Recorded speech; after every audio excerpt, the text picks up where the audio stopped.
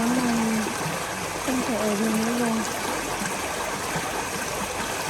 Có lẽ mình phải đi tìm việc khác thôi.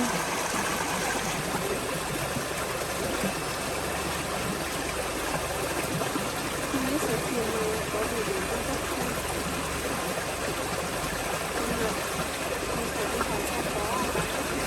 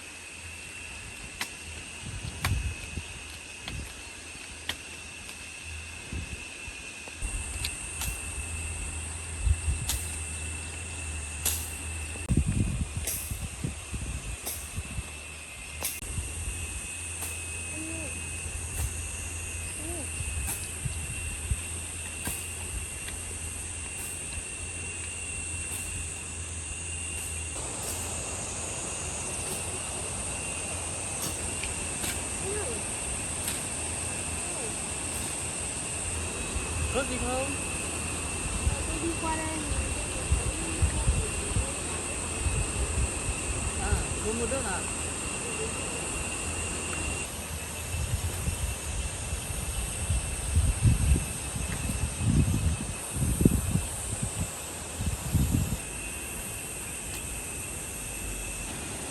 Thế cô định muốn nước à?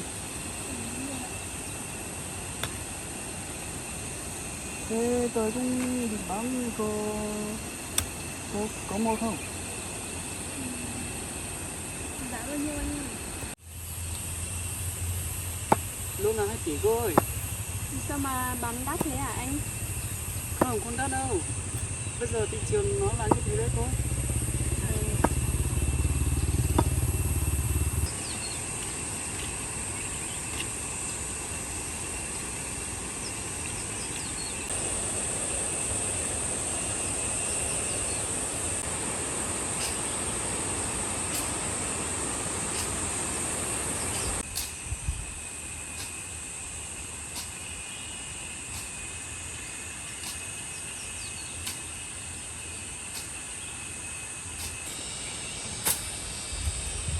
Thế cả khu ở dưới này cũng là của anh hết à? À, thế kia à? Thế kia là cũng là đúng mà. Nếu cô mua thì tôi đấy cũng kèm theo cô luôn. Thế cô định mua đúng không?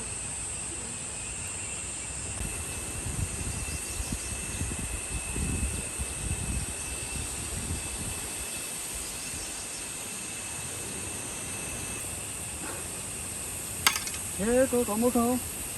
Nhưng mà đắt quá anh ạ. Thôi mua cho chú đi.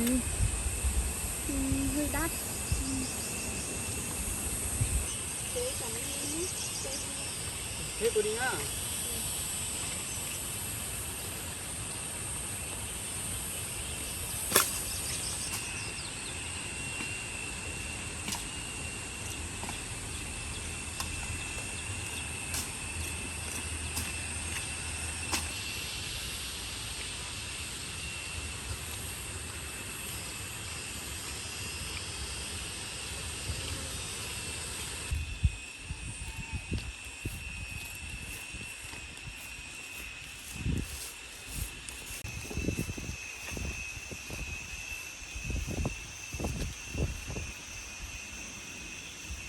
Em ơi.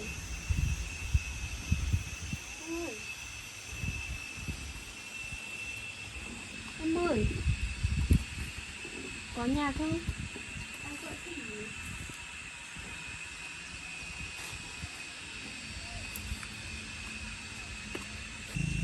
Là chị à? Chị ra tìm em có việc gì không?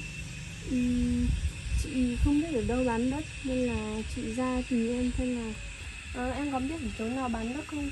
Nếu như mà em biết thì giới thiệu chị với. Chị đi tìm đất à? Ở kia cũng có một mảnh đất để em dẫn chị đi xem. Ừ.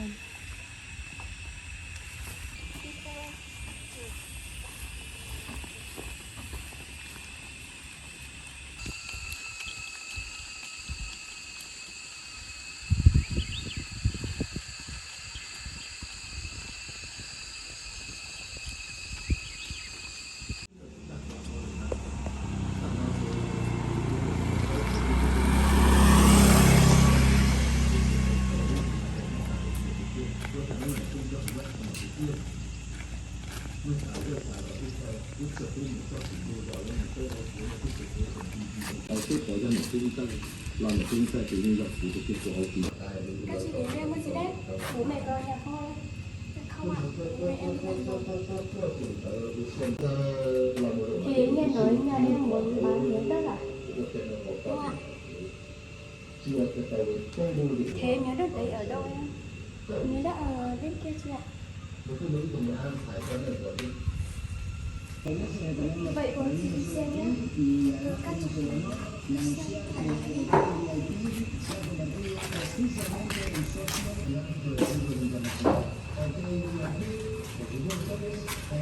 我上多，因为改年这个东西还得在改年才是加了好，有时候放的都是，因为 Đang mình tu của để cảnh cọ đá. chỉ hỏi môn tầm mó tầm tua có khi yêu một chút anh quân xây dựng đâu mà chỉ có ngày đó là có cái đó là có nó đó là không nên đó cần tu phủ lên một cái các cái tài năng được nó có cái để lấy Thật không ngờ giá đất ở đây đắt quá nhỉ. Bây giờ giá đất đắt lắm chị ạ. Thế này thì em có thể mua rồi. Thì chị có mua không thì em có số gọi cho. Không cần gọi nữa đâu em ạ. Chị không có tiền để mua.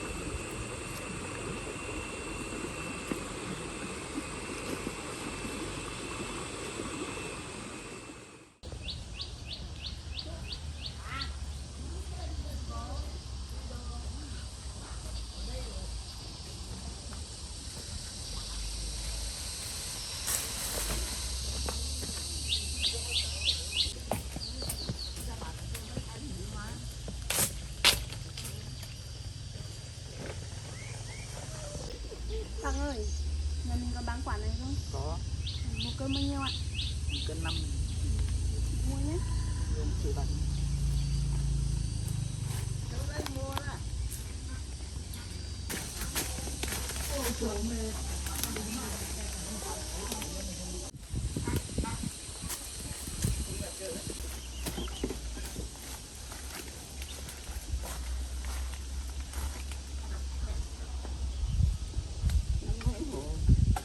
tôi về lấy năm nào nó kêu bảo bán nó bán thì người ta bán 110 5.000 cũng đã về rồi thật là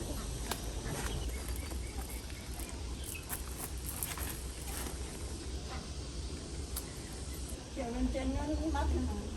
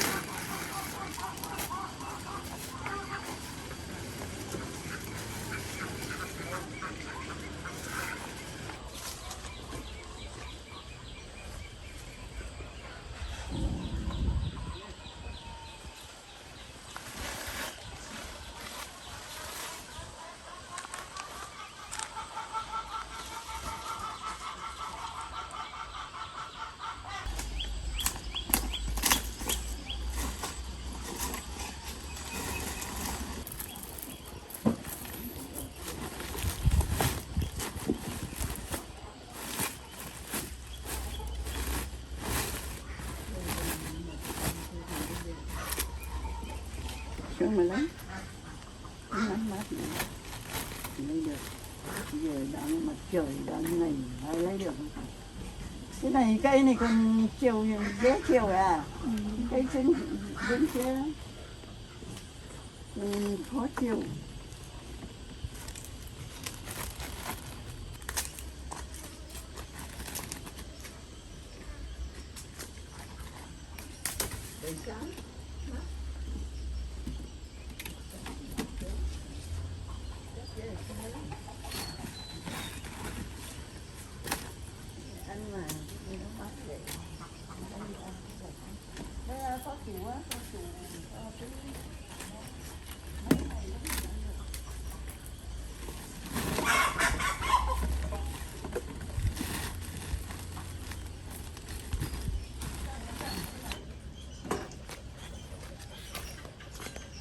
Nhiều mấy cân?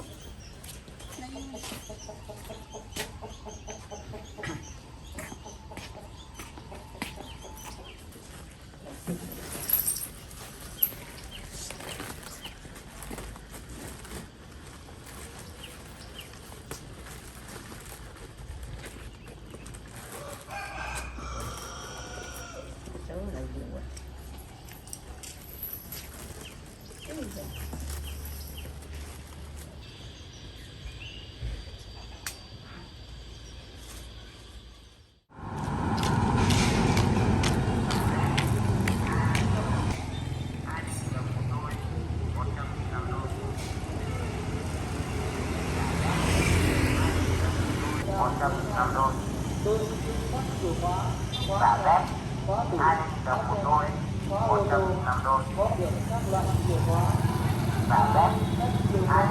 Khóa ô tô có cắt được các loại chìa khóa.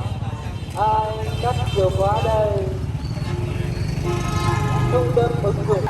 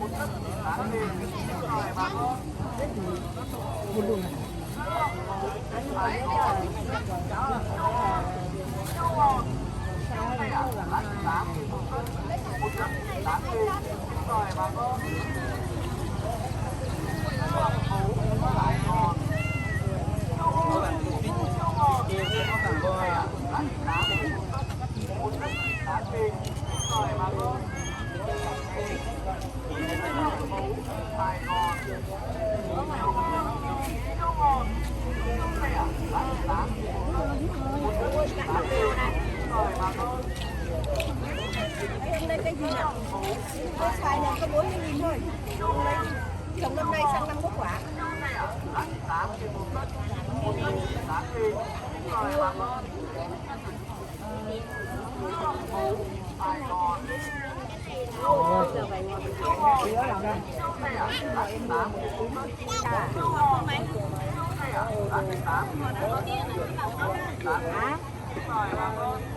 Cái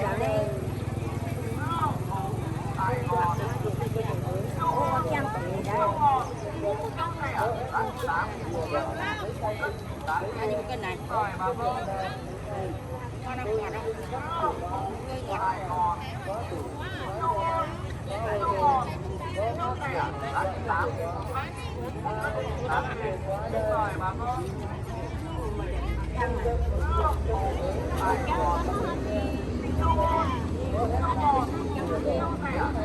Này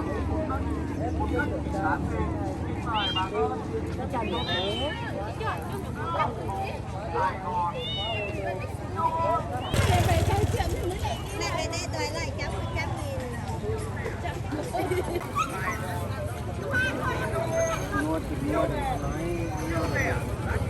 Nhà này phải đi về ngay mà không sợ dép kia nó về rồi. Ôi dồi ôi, đấy phí hoài không? Bán cho người ta. Ôi trời ơi, bán cho người ta thì tiếc cái đổ đấy thì vì không tiếc.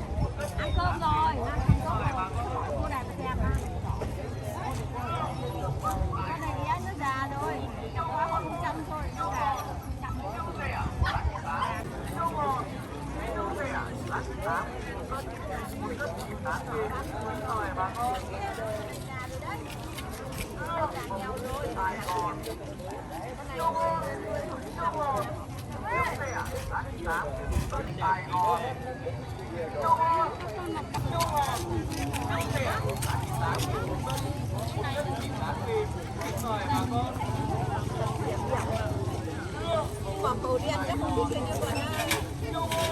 50.000 đồng có bán mua ra này. Ông cứ có luôn. Ôi dồi, cũng là con gặp đấy à? Quá có thứ gì ở đây uống cái đó đấy. Mấy từ có à? Thầy được cố gắng tự du này.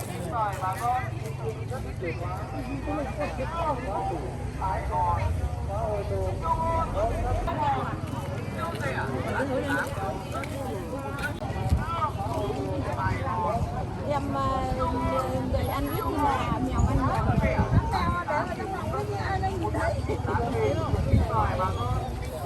Thế mà vẫn có người hỏi đấy.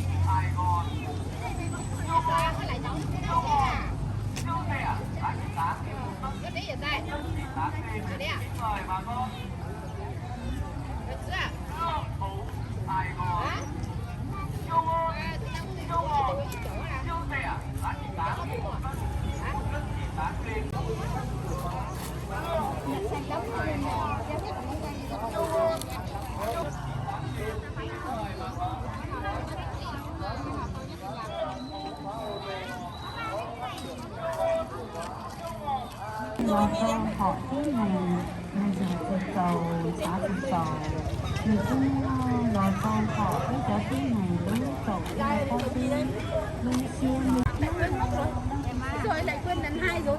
Cái bà này bán túi à? Nó